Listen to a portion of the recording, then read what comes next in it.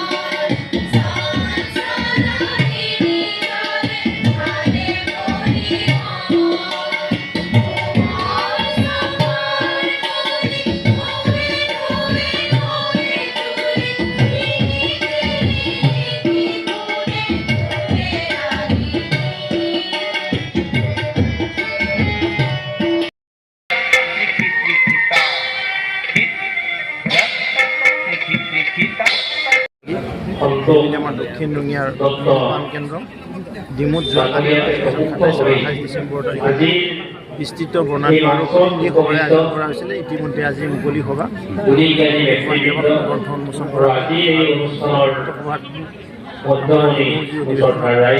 সাহিত্য নগৰী উপস্থিত থাকি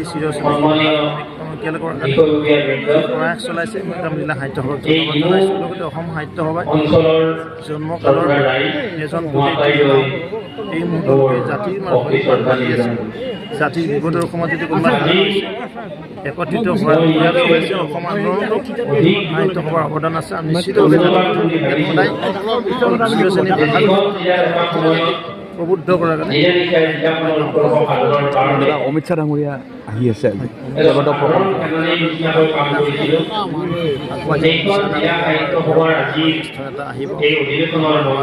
এটা ডাঙৰ অনুষ্ঠান আছে।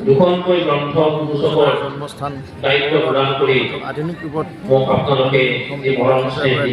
আনুষ্ঠানিক উদ্বোধন লগতে গুৱাহাটীত কলা কেন্দ্ৰ নামৰ প্ৰেক্ষাগৃহ আনুষ্ঠানিক